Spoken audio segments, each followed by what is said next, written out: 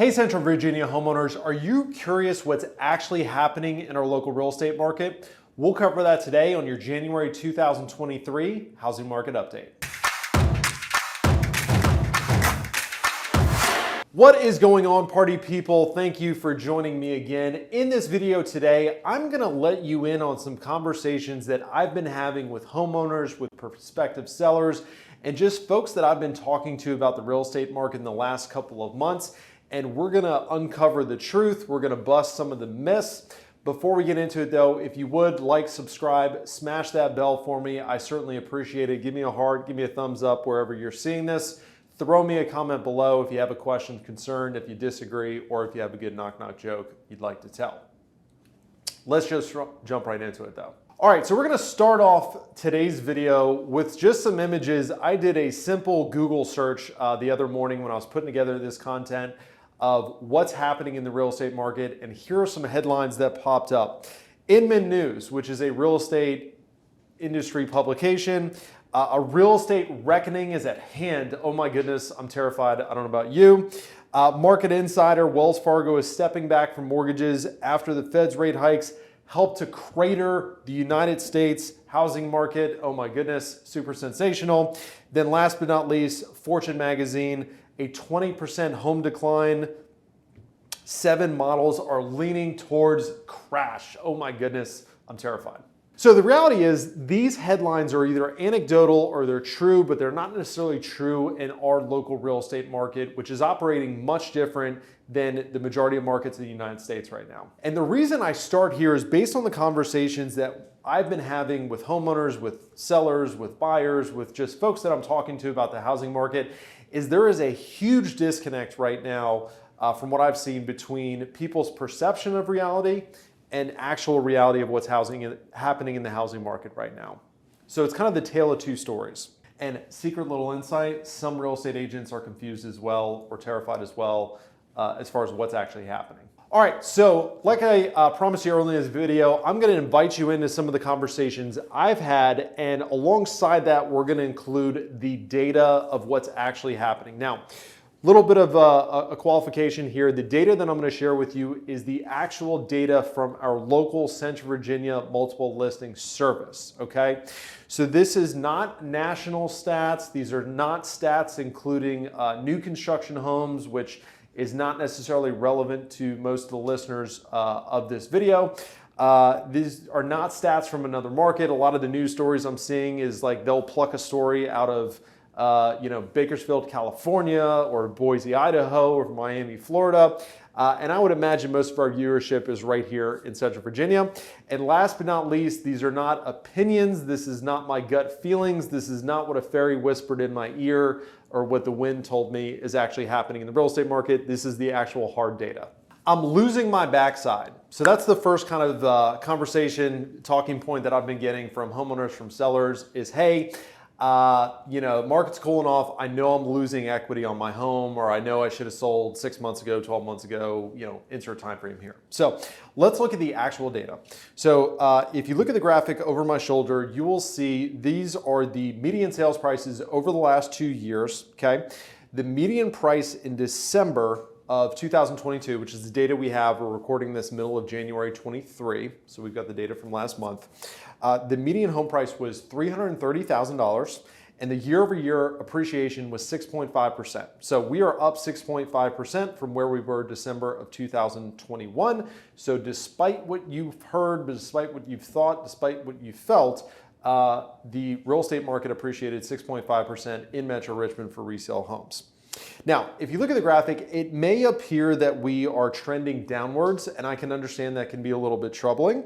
But I'm going to show you another graphic for the data for the last 10 years, and you'll notice that the median home price drop in the winter months is a very normal cycle trend. So this is kind of a normal thing that happens year over year, dips down, and then it comes back up.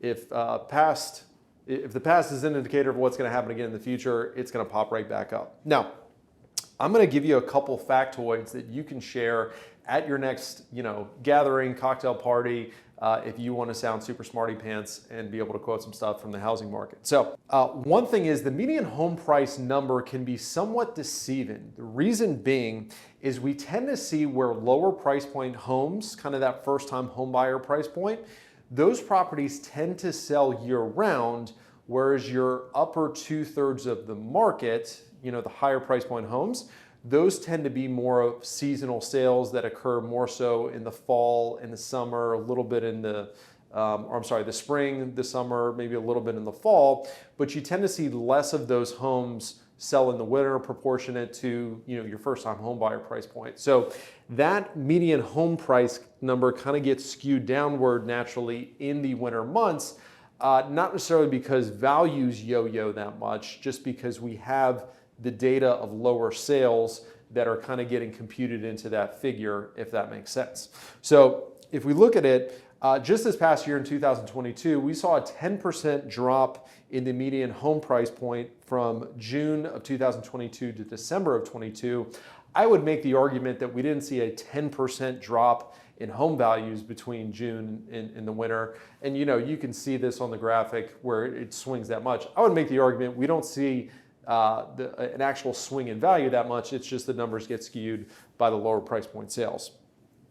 Second factoid is from December of 2019, basically when the market started to take off from COVID, to December of 2022, so essentially the last 3 years, Richmond homeowners have picked up on average 27% of appreciation. I'm going to repeat that again. Over the last 3 years, if you owned a home starting December 19 and you've kept that home to December of 2022, you picked up 27% of appreciation. That is absolutely insane, taking into account that most 50-year historical average of home appreciation is somewhere in the neighborhood of 4%. So you picked up 27%. So the doomiest and gloomiest reputable predictions that I've seen that folks that say we're going to see depreciation this year, of home values are going to depreciate, is about 5%. So even if we lose 5%, you still picked up 22%. So take a chill pill, you're going to be okay. No one is buying homes. That's the other conversation that I'm having. I don't want to sell right now because nobody's buying homes. You'd be an idiot to put your home on the market right now, okay? So in the graphic over my shoulder, we're gonna look at the number of home sales over the last 10 years, okay? Let's give a little historical context here. So in the month of December 2022, we saw 613 home sales in Metro Richmond, okay? So 613 people thought it was a good idea to buy a home last month. Now, was that a drop off from December of 2021? You bet. It was a 17.8% decline from a banner year of December of 2021. Is that number lower than the 5-year average? Absolutely. Is that number lower than the 10-year average for December? It's actually not if you look at the graphic. Are the number of transactions down overall? Yes, of course. Is this a normal market cycle to see transactions drop in the winter? You betcha. And are the number of transactions going to climb again as we progress throughout the year? I would make the prediction, I would make the argument, I would make the bet that most likely we are going to see that. But Chris, we're in a buyer's market right now. It's a terrible time to sell. Buyers have all the leverage. Once again, you'd be an idiot to put your home on the market right now. So once again, let's look at the graphic.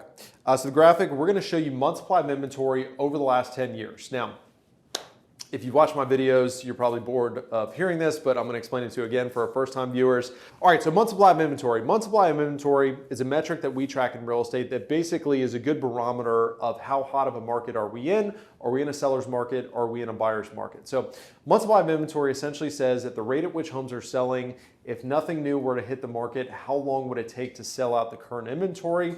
6 months supply of inventory is considered a neutral market. Anything above that is considered a buyer's market, meaning homes are taking longer to sell.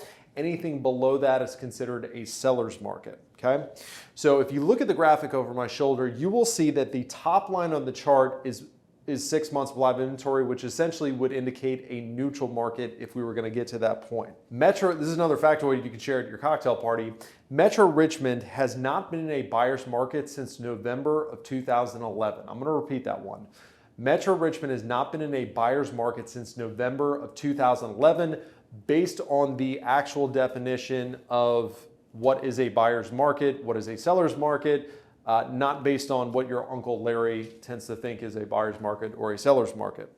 So currently so this is very interesting. Currently we're at 0.6 months supply of inventory for the month of December. At the absolute peak of the market in December of 2021, we were at 0.4 months supply of inventory. So we are scary close to the month supply of inventory that we were at when the market was at its absolute hottest over the last 3 years. And the reason for this is, has the overall demand of buyers dropped? Yes. Has it dropped in proportion to the supply of the actual homes that are going on the market? No.